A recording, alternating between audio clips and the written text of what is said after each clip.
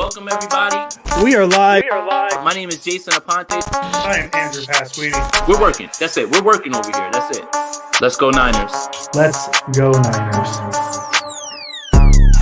Sprint Ride Option Podcast. Oh, man, it's a new episode of the Sprint Ride Option Podcast. I am Andrew Pasquini, not very tan. Jason Aponte to my right, very tanned. Jason, you went to the game yesterday. Did you have fun? How are you doing? How was your weekend? How's life? Where are you from? All the things Drake says at the start of that song. Yeah. I mean, I would have had a lot more fun if I could see.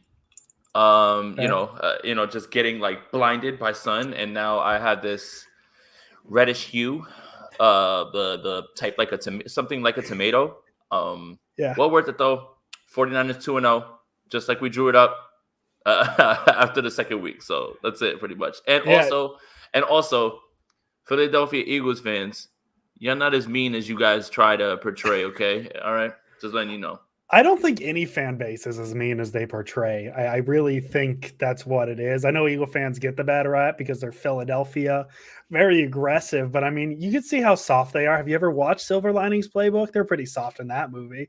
It's a great movie. Oh, it's a good movie. It's another. I mean, if we really just want to talk about movies based on the Philadelphia. Oh, I like the bubbles for the comments too. I didn't know it did it for the comments.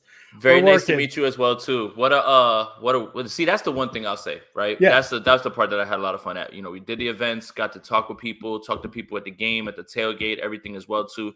Just shout out to everybody who showed love over the weekend to our podcast and It was awesome, man. I had a lot of fun. I'm just joking. I'm just burned, and I'm just being old man right now because once this is done, I am literally just gonna walk right over to my bed and just lay down. But yes, a lot of people showed a lot of love, said so many nice things. I got to meet Sin, and so many other people who actually are like day ones of this podcast, and I had so much fun, man.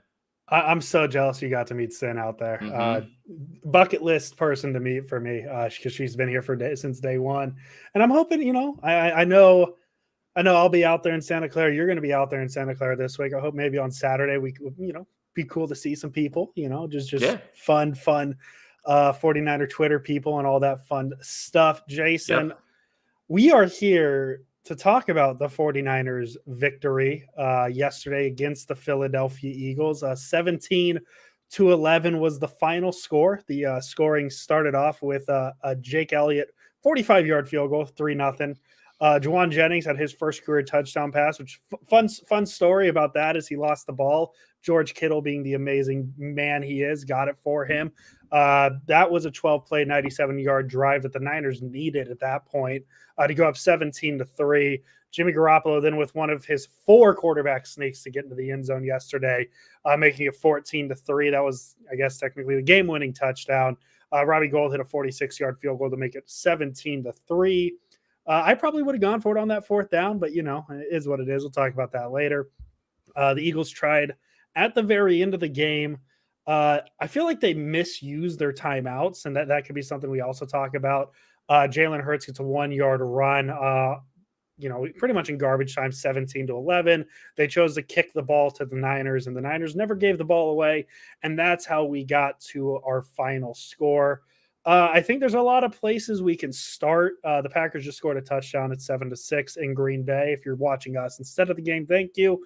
But I think the easiest place to start would be the quarterback position. And I don't want to spend too much time on it because it was touched on quite a bit yesterday at length. People are still talking about it. There's Twitter spaces going on, all that fun stuff where people are panicking about the quarterback position. And I don't think it's far-fetched to say, Jason, that if we put it on, the scales of 1 to 5 where they have the survey where 1 is bad, 2 is below average, 3 is average, 4 is above average, and 5 is great, I would probably put Jimmy Garoppolo's performance at a 2 yesterday, below average. I don't think he was bad. His stat line, if you just look at the stat line of this game yesterday, it looks like he had a fine enough game, 22 for 30, 189 yards, a touchdown. But he was really below average, in my opinion. He missed a lot of open throws yesterday, but good with the bad. He came up with some big drives and big plays when they needed it. So what's your thought? We're not going to spend too much time on the quarterback because that's what people want us to do. And you can see a million other opinions on that elsewhere because I think there's a lot of good things to talk about. But we'll start with the quarterback. Jason, what was your thoughts on Garoppolo and the offense as a whole yesterday? Yeah, started slowly, overthrew some guys a little bit too high. One of them, which I watched back, there was an underneath linebacker, an underneath defender, and someone over the top. Which, yes, it's not an easy throw, but it's still a throw that a quarterback in the NFL should make. So, yeah, in the beginning, started slowly as well too. The running game didn't really get going. So these are always the people who always want to be on the other side of the Jimmy Garoppolo thing. They point to games like this, and the people on the side of Jimmy Garoppolo point to games like this, and I'll explain. On the other side of it is, hey, what happens if the run game's not clicking? You need to be able to lift up and you need to be able to pass the ball because it's not going to be working like that every single game, right? But then on the other side, right? Oh, well, look, all he did was win. He found a way to win the game. So it's like on both sides, it's like you can cherry pick whatever it is that you want for whatever narrative. At this point, he was not sharp in the beginning of that game. And he got better. That's great, and that's usually how it goes with Garoppolo, where it's either slow or something bad happens, and then he performs from there. But at the same time, 49ers win. I'm not going to spend too much time on it because the point that we were trying to make about, Jimmy Garoppolo and the quarterback situation was that this was kind of a soft landing for either quarterback, whether that's Trey Lance or Jimmy Garoppolo, right? Now we're going to see, especially coming off the heels of this game right now, I believe the game is tied right now. We're going to see going into the next game where this quarterback position really is, where this offense really is, because it still seems like it's working through some things.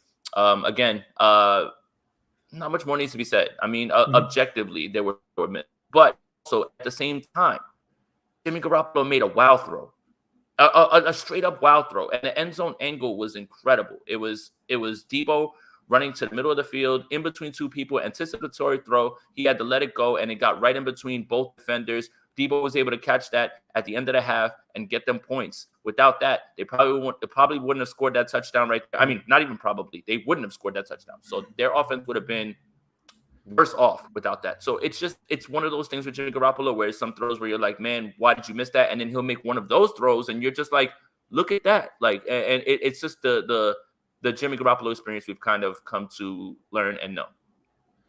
Yeah, he had a couple no throws. None were intercepted, which I think I'm reading the PFF article, and I think they said 2 turnover-worthy plays. I think that's a more technical term than no throws. I'm going to continue using my lingo because I like it, and it's more fun to say.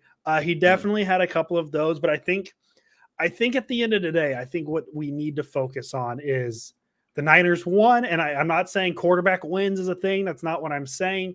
But at the end of the day, I think we need to focus. The 49ers won, and Jimmy Garoppolo had no turnovers. Like that's what it is. Like, I know a lot of people are clamoring for Trey Lance to take the reins and all that stuff. But in my opinion, if we are talking about Trey Lance starting, and that'll be another point we talk about here in a second, Trey Lance yesterday, because he didn't play. I guess that's all we need to say.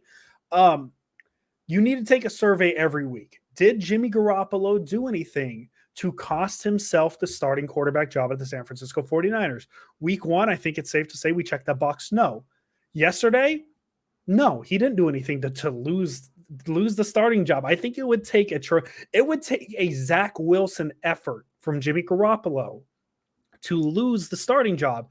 And I think people need to focus on that because I understand. I get the excitement on Trey Lance. I understand it, but this isn't Madden. This isn't what it is, where it's as simple as just pressing X on the depth chart and flipping names. There has to be a reason to take Garoppolo out of a game, and he didn't do it yesterday. Yeah, the start was slow. I get it. They went 3 and out on their first 3 drives. They get the blocked field goal, Javon Kinlaw, which, by the way, I'm so happy he's back. They then go on an 11-play drive that ended in a punt, disappointing. The Eagles turn the ball over on downs, which is, that's another part we can talk about. And then Jimmy Garoppolo gets them on a 12-play, 97-yard drive to get in the end zone right before the half, and that's where the play you're talking about happened. The throw to Debo Samuel, which probably his best throw of the game. So was he great? No, but did he do anything to cost the 49ers the game yesterday? Absolutely not. And so I think yesterday he's sitting in that below average to average area, and it is what it is. The quarterbacks are going to have games like that. It happens. We saw it last week with Aaron Rodgers, for God's sake. Aaron Rodgers didn't have a good game. And obviously, I'm not comparing Aaron Rodgers to Jimmy Garoppolo. Please don't say I'm doing that. But It happens. It is what it is. I think that's all we need to say about the quarterback position. I think that's all that needs to be said, unless you had any last second thoughts. Nope.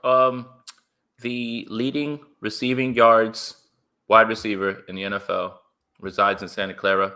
Shout out to Deebo Samuel. He's been the best player on this offense for this entire year. So, yeah, no, and that was actually the next person I wanted to talk about. 6 receptions, 93 yards.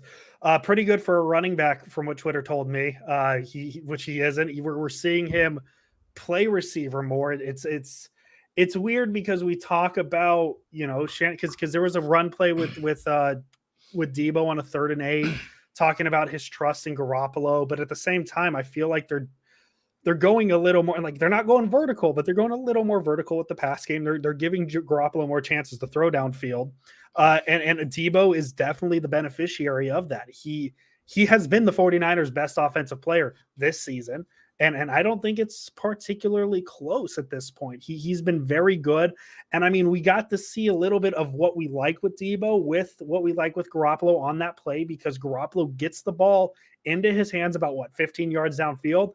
And then Deebo in the open field, that's where we know and love him, where he's really earned his name with 49er fans, his ability to run with the ball and his ability. I know it was an open field, but he navigated down, got, I think it was 25 more yards. It was a 40-yard reception. And that really felt like it changed the game.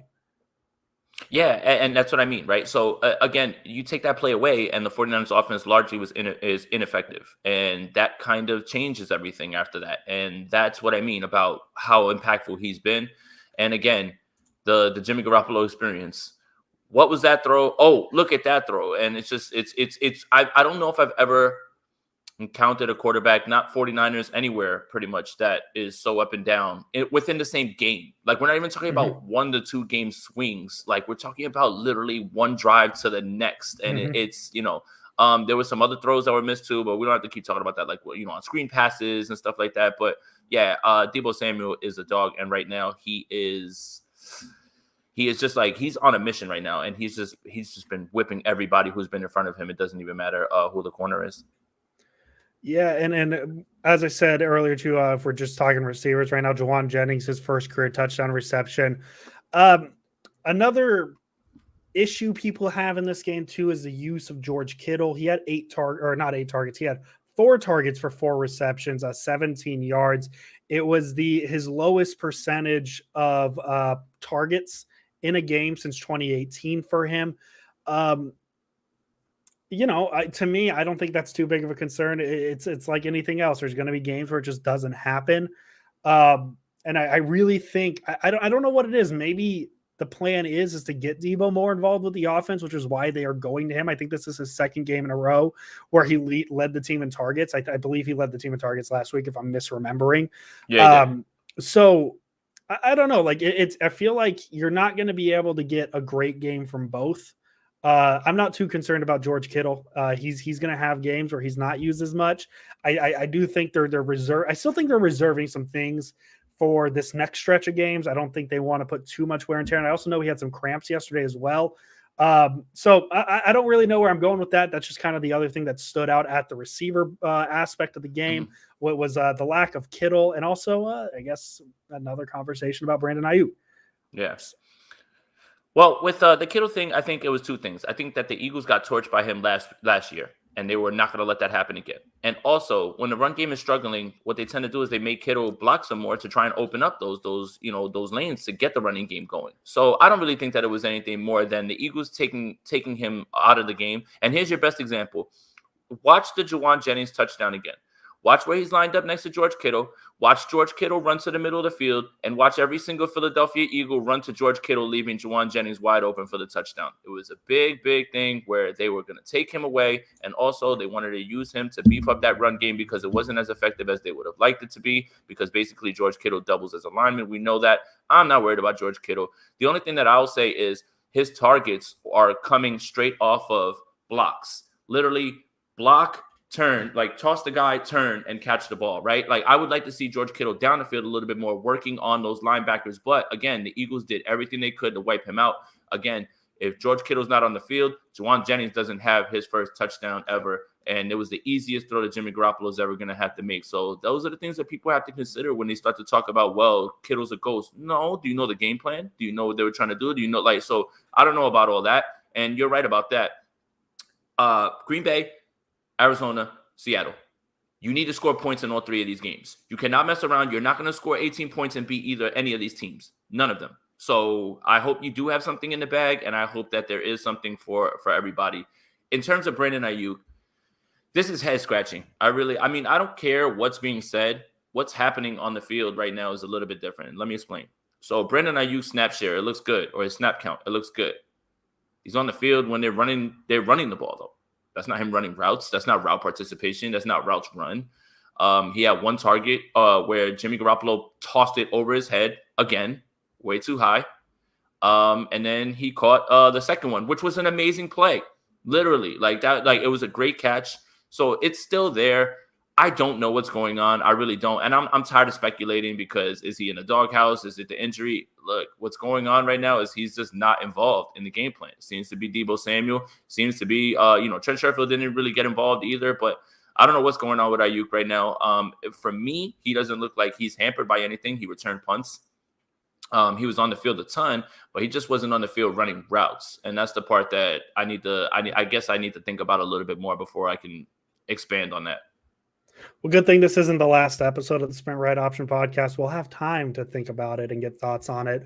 I know the run game wasn't super effective, obviously. It is what it is. I do think a lot of it had to do with Philadelphia's defensive line. We talked about it last week with how good that interior D-line is. It really felt like the game changed when Brandon Graham went out. I think there was a couple of turning moments. I think when Brandon Graham went out, and honestly, to me, when it was my first thought of the Niners are going to win this game was when the Niners were down 3-0 and the Eagles ran a good timing for this comment from Philly is when the Eagles ran Philly. Something about that play made me feel the Niners are going to win this game. I don't know what it was. I think it was just maybe the 91-yard reception that led to 0 points, which is a weird sentence to say. I don't think that was a sentence I was ever expecting to say in my life. A 91-yard play in a drive led to 0 points. And the Niners turned around and they went down to score right at the right at the end of the first half. And I really think that's where the game changed for the Niners. Yeah. Credit to Jaquiski Tartt. Tartt saved the touchdown. God, yes. And and again, guys, Tartt and Ward in this game, both of them. Do you guys get it? Can you get off their backs? Do you understand that he doesn't make that tackle? They score points. Who knows what happens? Jimmy Ward, they tied him downfield. He knocks it down. It wasn't even close. Same thing with Tartt. I don't want to hear about the interception thing. That's a game-saving play. That might as well have been a turnover because Jaquiski stopped him. Because Jaquiski was able to stop him at the goal line on that deep pass. They had amazing games. Both of them were both flying around. So I want everybody, when you say, oh, no turnovers, guess what? Him stopping that touchdown, that's a turnover. And it happens 4 plays later. But it doesn't happen if Jaquiski doesn't run him down. Come on. Yeah, I mean, that play as a whole, too, because that was likely Diamador Lenoir's worst NFL rep. And it to me, it had nothing to do with him getting beat. He just kind of got tripped up. He tripped over his own feet trying to keep up. It happens. But yeah, Jaquiski Tartt, that's a game-saving play because if they go down and they score a touchdown on that play, it's 10-0. The offense hasn't looked good. And now there is a deflating 97-yard touchdown pass. Which by the way, Nick Sirianni,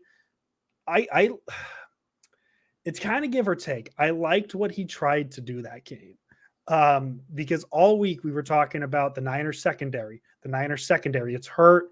Diamador Lenoir is a rookie in his second game. Josh Norman's getting his first start in a very long time. So what did he try and do? He tried to beat the Niners over the top. I feel like I tried to pull up the next gen stats throw chart. They took a lot of shots downfield, and the Niners only got beat by one of them, I believe. And that was the 91-yard play, and it turned into no points. The Niners secondary held. I know Josh Norman had 2 pass interferences. They're questionable. That's what I was going to say. They weren't like bad pass interferences. I feel like it was more jostling for the ball, things like that. I thought Josh Norman had a fine game. I thought Diamador Lenore had a very good game.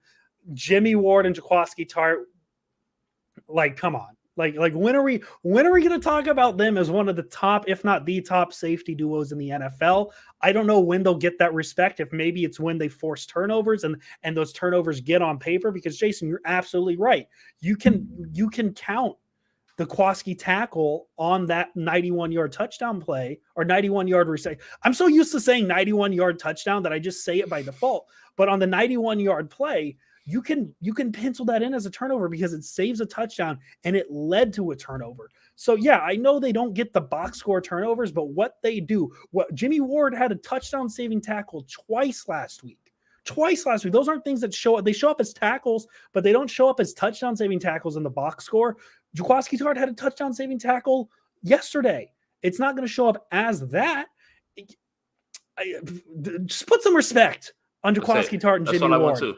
That's all we need. And if you didn't believe us, listen to Kyle Shanahan at the press conference talk about Tart and Ward. He was effusive with his praise, and you know how Kyle is. You know that he's not going to be one of those guys that goes out of his way to overly praise his guys. But yes, that was it. You know, so yeah, man, I was so happy to see him playing well, because I know that he felt like he didn't play so well in week one, even though I think he did fine. He gave up the touchdown to Hawkinson, but he really played well in this game, and the Eagles receivers really presented a challenge for the 49ers secondary, and they rose to it. Josh Norman was great. He used his body. He was physical with Devonta Smith, and we talked about Lenore. Lenore had great awareness to at least nudge Jalen Reagor out of bounds. Yeah. To at least nudge him out of bounds just enough on a play that would have been assuredly a touchdown. So those are two touchdowns that one was broken up with Tart, and the other one was with Lenore, situationally using the sideline as his best friend. So plenty of good things to talk about when it comes to that secondary. That was a nice challenge for them. They've got another challenge coming up, but that was a nice challenge for them because Reagor, Devonta Smith, all those guys, they've got some guys who can stretch the field a bit. Yeah, and the other thing I wanted to talk about on the defensive side of the ball as well is if you look at Jalen Hurts' rushing numbers, 10 carries, 82 yards, 1 touchdown. It doesn't look like it, but it really felt like a lot of those came on the last drive when the Niners were trying to prevent big plays. Mm-hmm. This felt like the Niners' first win against the mobile quarterback. And I know Jalen Hurts isn't Kyler Murray. Jalen Hurts isn't Russell Wilson, at least yet. He could be one day, if he progresses the way he continues to do. This was the first mobile quarterback test for the 49ers defense and the first mobile quarterback test for DeMeco Ryans. And I would say they passed. I really think they did a really good job with Jalen Hurts. I know they did take a lot of deep shots. And the Niners secondary beat that quite a bit, but I felt like the Niners defense did a very good job containing Jalen Hurts all game. DeMeco Ryans did a great job. Mm-hmm. Test one. If this is the precursor to the actual tests that are coming up the next 3 weeks, because at least Aaron Rodgers is immobile, but he can make it happen with his legs still.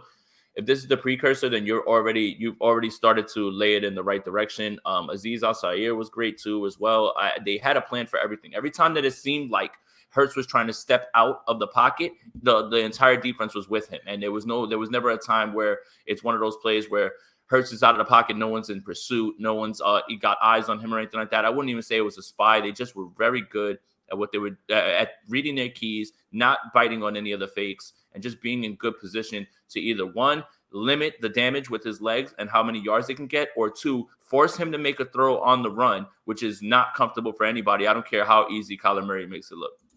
And yeah, and I'm excited to watch, the all 22 on this, because the Niners, outside of Jalen Hurts, because Hurts, they gave him room to run on that final drive. I feel like that's where a lot of it came from. Miles Sanders, 13 carries for 55 yards. Kenneth Gainwell, 6 carries for 14 yards. I don't have the information in front of me right now, but I don't think it's a surprise that the Niners did better against the run game for 2 reasons. Javon Kinlaw was in there back in the middle.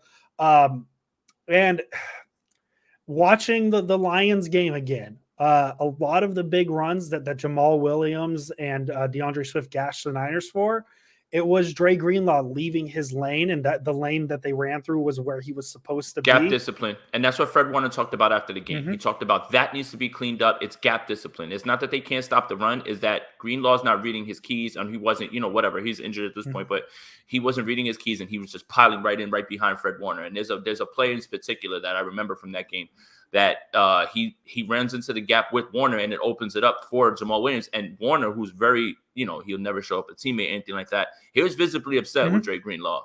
So I don't know where we're going with this, and I'm not trying to talk bad about Dre Greenlaw, but I think that, the narrative that 49er fans have placed on Dre Greenlaw is overhyped. Yes. I'll leave it at that.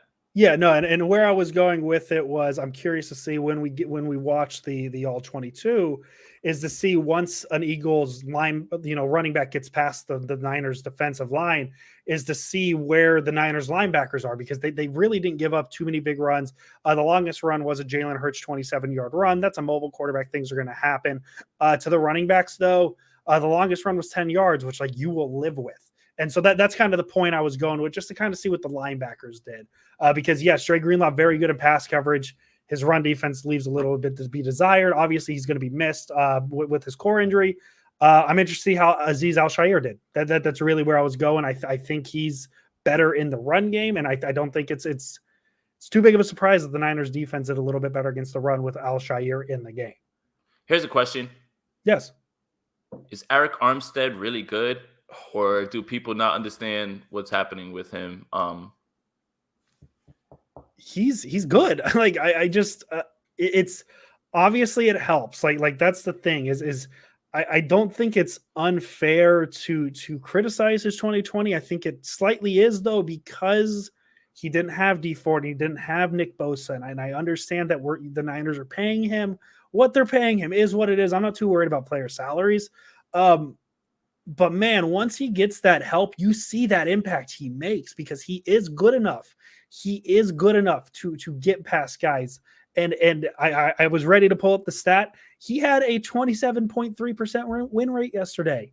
That's a quarter of his snaps. Is that good? Won. That's very good.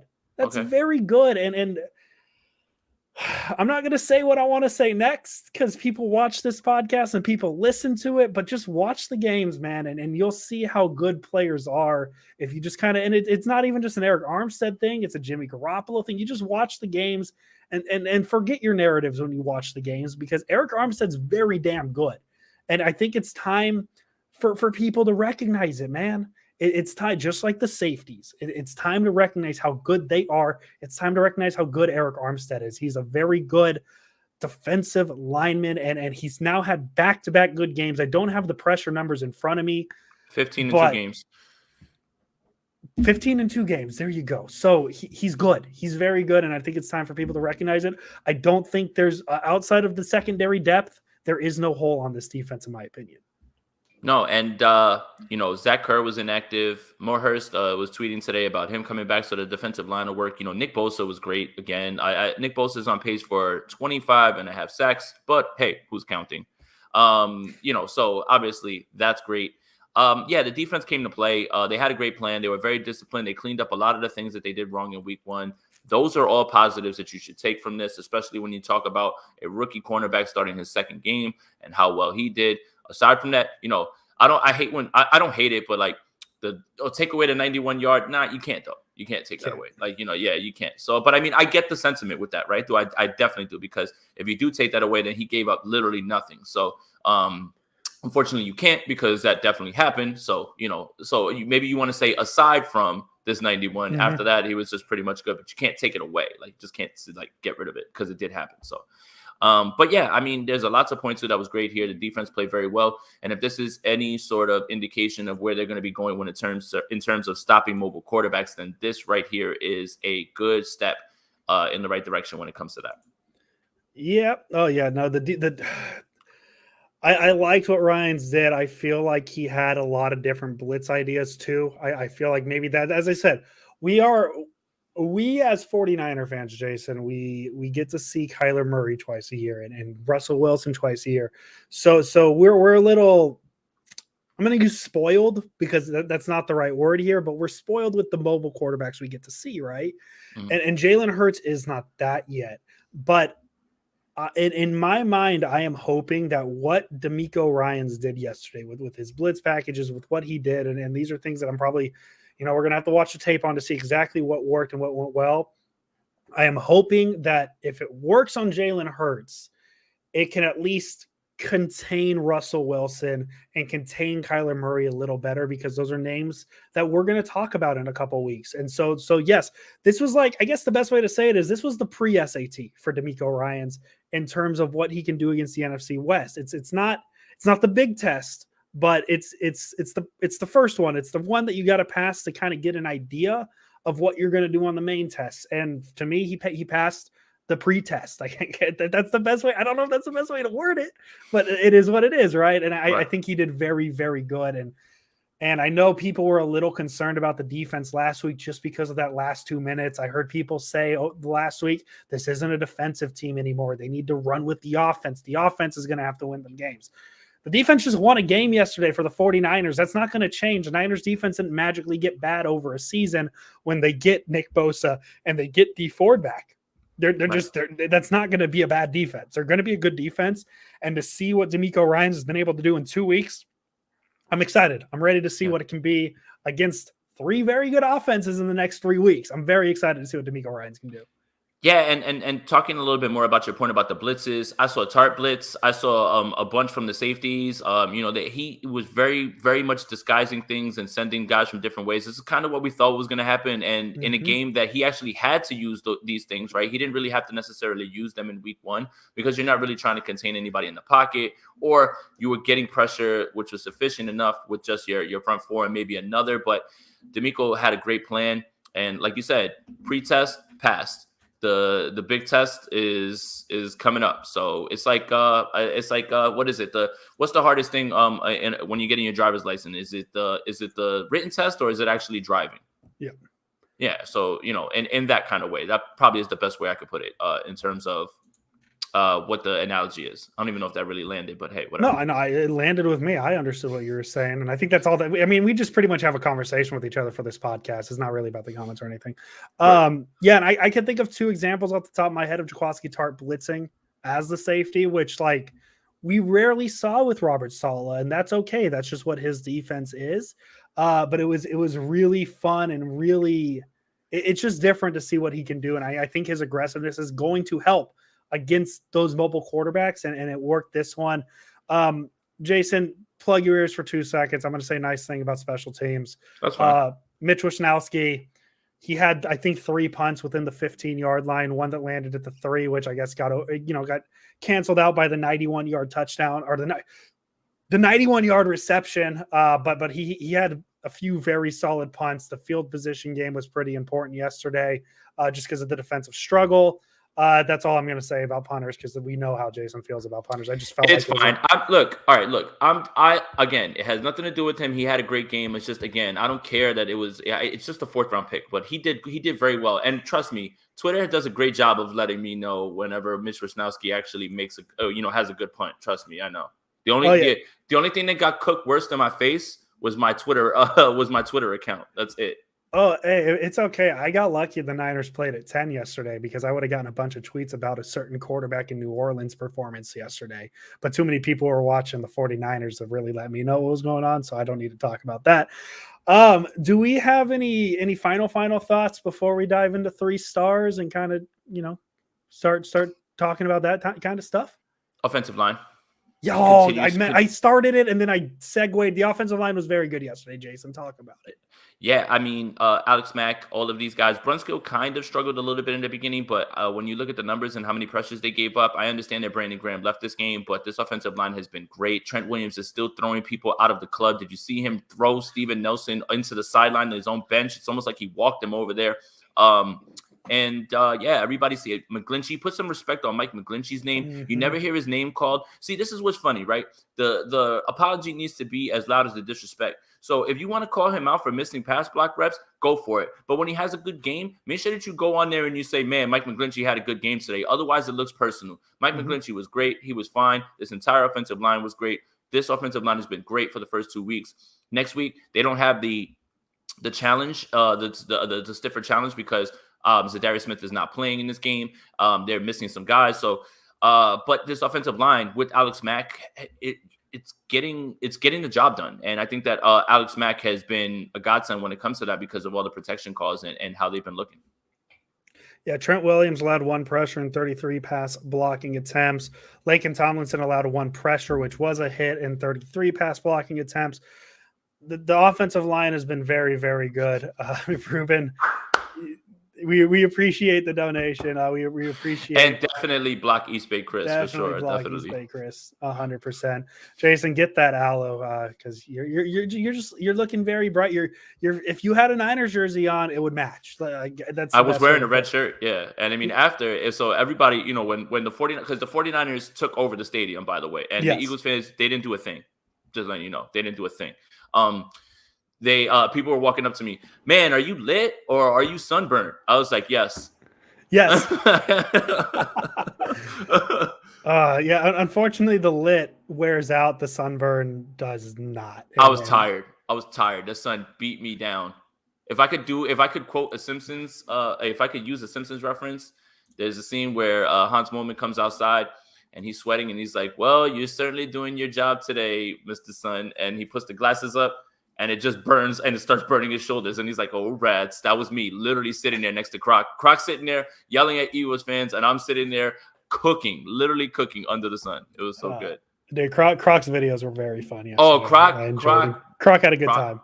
Croc had a great time. And he went in there with a plan and he executed it because we walked out of there and nothing happened. All right. Well, yeah, no, the offensive line was very, very good. We should just name this podcast, put some respect on Blank's name because Mike McGlinchey also had a very good game again. It felt like a very slow start for the line. I is what it is, but they definitely improved throughout the game. And I don't know, man, they're just, it's a good unit. It's so weird because there's just not many question marks on this team. It feels like a team that should be running through the Eagles and running through the Lions, which they did for 58 minutes of the game. So we'll see. This is where the season gets. It's almost like all respect to the Eagles, all respect to the Lions. It's like in college football when you get to schedule some lower division teams to kind of see what your team can be. Now this is where the conference schedule starts, right? These are the games that really feel like they matter. The Niners, albeit not convincingly, are 2-0 right now. I'm not going to say they're the worst 2-0 team of all time because they're not. But it's definitely it's a slight concern, but it's not. They're 2-0. That's all you can ask for. Jamal, Jason's going to the home opener. Yeah, I'll be there, Jamal. So pull up. Shoot me a DM. Let's link. Let's have a beer, man. Yeah, no, I'll be there Saturday. I won't be there for the actual game. Archer and I am watching a little bit. The Lions lead 14-7 right now, halfway through the second. They put together another pretty good drive. One name I want to say that has nothing to do with the 49ers. I was watching the Seahawks game yesterday and heard the name Kerry Hyder a lot. Made me pretty happy. We're big Kerry Hyder guys here. Jason, before we get to 3 stars, I hope you have your 3 stars ready. If not, I'm going to say some words. Do you like playing with balls? No, I'm not talking about footballs. I mean your balls. Our friends at Manscaped, the global leaders in below-the-waist grooming, want you to shave your pubes with the Tom Brady of ball trimmers, the brand new Lawnmower 4.0. Only the GOAT technology for the greatest balls of all time. When you're going towards the end zone, make sure you use the right tools for the job and choose Manscaped. 2 million men worldwide trust them, so join the movement with our exclusive offer by using the code SPRINTRIGHT at manscaped.com for 20% off and free shipping. The world is starting to open, and the Performance Package 4.0 from Manscaped is here to help you get ready. Inside, you'll find their brand new Lawnmower 4.0 trimmer, Weed Whacker ear and nose hair trimmer, Crop Preserver ball deodorant, Crop Reviver toner, plus 2 free gifts, the Performance Boxer briefs and the Shed travel bag. The brand new Lawnmower 4.0 is here to take your defense to the next level. This 4th generation trimmer features a cutting-edge ceramic blade to reduce grooming accidents thanks to their advanced skin safe technology. It also has a 7,000 RPM motor, a 4000K LED spotlight, and it's also waterproof. The package also comes with the weed whacker to chop your worst weeds up, both in the top and your nose and ear. The weed whacker is also waterproof and uses a 9,000 RPM motor powered 360-degree rotary dual blade system. And after trimming your pubes, show them some love with Manscaped's liquid formulations. The Crop Preserver Ball Deodorant and the Crop Reviver Ball Toner are the key to feeling victorious and taking home the Super Bowl this year. Remember, get 20% off and free shipping with the code SprintRight at manscaped.com. That's 20% with free shipping at manscaped.com. Use the code SprintRight. Take your ball defense to the promised land with Manscaped. Jason, 3 stars, 3 stars, 3 stars. I'll go first. I feel like you went first last week. I'll go first this week. Okay. I'm going to go Diamador Lenore. And you ready for this? You ready for this language? Aside from the 91-yard reception, he had a very, very good game. I think he had 2 pass breakups. He had 10 targets for, I think, 111 yards, which means if you aside, can't take it away, aside from the 91-yard reception, that's 9 targets for 20 yards. And that's a second-year player. I mean, second year, that's a rookie. That's a second-round pick. So it's I like what I'm seeing from him. I know the 91-yard reception existed. He did get tripped up a little bit over his own feet. It happens. So I also want to shout out Jaquaski Tart for that game-saving tackle, or touchdown-saving tackle as well. So yeah, I definitely want to get Diamador Lenore's name out there for my 3rd star. Absolutely. Great pick. Absolutely. I'm going to highlight the offensive line. And for more reasons that we talked about, 0 pressures, keeping Jimmy Garoppolo upright. Obviously, everybody needs their quarterback to have a great offensive line. But in particular, Jimmy Garoppolo does need to have protection. Nobody wants pressure in their face. Alex Mack, Lincoln Tomlinson, Brunskill, who picked it up later in the game. Mike McGlinchey, who is actually playing very solidly this year, but yet, it's like it's either nobody says anything about McGlinchey or they just pile on him. There's never any praise or anything like that. And if you do praise him, then all of a sudden people want to pull out, the 1 rep from like last year or something like that. No, like right now, Mike McGlinchey's playing well, and Trent Williams is Trent Williams, best left tackle in football. You can debate a wall about it, but this offensive line is pushing people around, and if what the Lions are doing right now to the Packers is any indication, they can pretty much have their way with the Packers as well too, and maul them up front and get some running game going, depending on who the starting running back will be. Unfortunately, because of the litany of injuries. Beautiful, yeah. The offensive line definitely. Just as I said, Mike McGlinchey. Let's start putting some respect on his name. My 2nd star, I'm going to go Debo. Okay. He's by far been the best offensive player for the 49ers this season. Another 6 reception, 93-yard game. He's leading the league in reception or receiving yards. He's still looking amazing in the open field, running with the ball, all that fun stuff.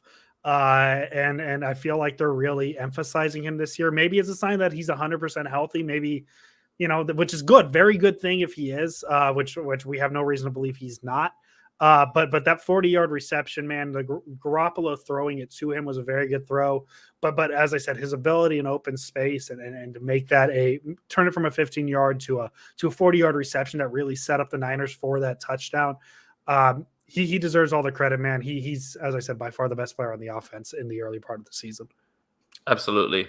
My two star is another group. It's the safety group, Ward and Tart. Again, Tart makes the play right there, and then you get a turnover. That's just as good as if he pokes the ball out right there, and that happens. I hated that 4th down call. It was the worst thing I've ever seen. Like, I don't understand why you try to run Philly special right there, especially when Jalen Hurts is there, and you should be running zone read at least 3-4 times while you're down there if you're going to be going for it. But hey, I think Sirianni try to do something kind of cute for the home opener. He'll learn. He's a new coach. But Jaquaski Tart makes that happen. He knocks away that pass that happens right there at the goal line. And Jimmy Ward, the one time that somebody tried him because they haven't tried him at all, he was in perfect position, and he's flying.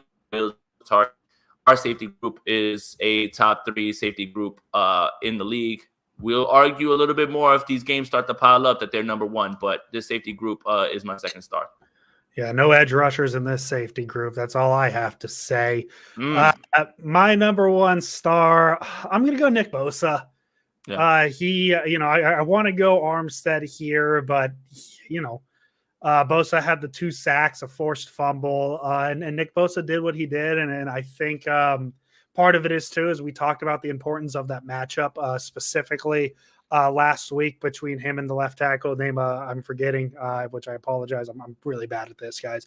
But Bosa did what we needed him to do, and I think part of the exotic blitz packages is, I believe, if I'm remembering correctly, now that I think about it, he had a sack on the opposite side of the line. Usually he lines up across from the left tackle. They moved him to the other side of the line, if I'm remembering correctly. So maybe even just D'Amico Ryans is my first star, but I'll specifically hone in on Bosa. He had a Nick Bosa game, and what you say, he's on pace for 25.5. Tim Sprinkle's feeling pretty good right now. Tim Sprinkle's feeling very good right now. So yeah, Nick Bosa is my number 1 star. Absolutely. Number 1 star for me, Deebo Samuel. Again, and this was really going to be a good test for him. Darius Slay, Steven Nelson, those are no slouches at corner. And I understand that they played a bit more, a less man. They were playing a bunch of cover 2, cover 3. But still, at the same time, Deebo Samuel's whipping everybody in front of him. He's continuing to do what he's been doing since camp. He's in the best shape of his life. It looks like he's out here trying to prove a point. Leads the league in receiving yards. There's not much more that can be said about Deebo Samuel. Without him, I don't know how they win this game, especially on offense with the way that it was moving. So yes, Deebo Samuel is my number 1 star. Keep balling, Deebo. People need to put more respect on your name as well too. Even if for a little while I thought that maybe he was overblown, it's not even that anymore. Now it's just, you can see that now he's evolving into everything, and that's pretty good for a running back, right? A running back, quote unquote running back, yes. And I tried to mute my mic. I apologize for coughing and everybody's. You're good. And I believe that's the second week in a row that Jason Aponte gave Deebo Samuel the number 1 star. So he's on a streak. We'll find out next week if he continues it. Jason, I don't know if we're recording on Friday, because I think we might be recording on Saturday. I think that's the plan, right? Are we going to do 2 episodes? What do you want to do? We'll do whatever we want, man. We'll do whatever we want. It's Jason's YouTube channel that you should subscribe to. You should turn on notifications for, because he goes the hardest working man on 49ers Twitter. You can tell how hard he works by how tan he is. He is grinding. He is working. Subscribe to this YouTube channel. And if you don't watch us on YouTube and you listen to us on the podcast, subscribe to the podcast, Sprint Right Option on Spotify, on Apple, on wherever you get your podcasts. We really appreciate everybody. I'm happy Jason's getting a chance to meet some of them. I'm hoping to meet some of you. As I said, I'm boring. I'll be out there on Saturday. We'll be hanging out. We're definitely going to get pizza, because that's the plan we have with Brad and Jordan, with maybe some pineapple. Who knows? But yeah, no, it's going to be an exciting week, because it's Packers week this week. I know they're playing right now. They have the ball at the 1 yard line. They're trying to score and tie the game. But it should be a very fun week. It's always fun with the Packers coming to town. I believe the Niners are wearing their new uniforms. They're 94 throwbacks to open the season. So yeah, man. Jason, do you have any final thoughts before we get out of here and I can stop rambling? 49ers fans, I want you to look right here. Right here. Your team's 2-0. 2-0. Constructive criticism is one thing. Complaining about every little thing, grow up. Grow up. Come on. Done. Yes, and I looked you in the eyes because I'm also a 49ers fan. Aaron Jones, 1 yard touchdown reception. It is Lions 14, Packers 13, PAT pending. We'll see what happens next week with the 49ers and Packers. We'll be back on either Friday or Saturday. We'll let you know. Jason Aponte, as always. Let's go Niners, 2-0. Enjoy the win. Enjoy the win. 2-0. Undefeated. Tied with a lot of teams for the best record in football. Your team's in the NFC West and has a loss? What? Can't relate. Couldn't be us. Couldn't be us. Derrick Henry ran all over them, though. That's always fun to do. Welcome, everybody. We are live. My name is Jason Aponte. I am Andrew Pasquini. We're working. That's it. We're working over here. That's it. Let's go Niners. Let's go Niners.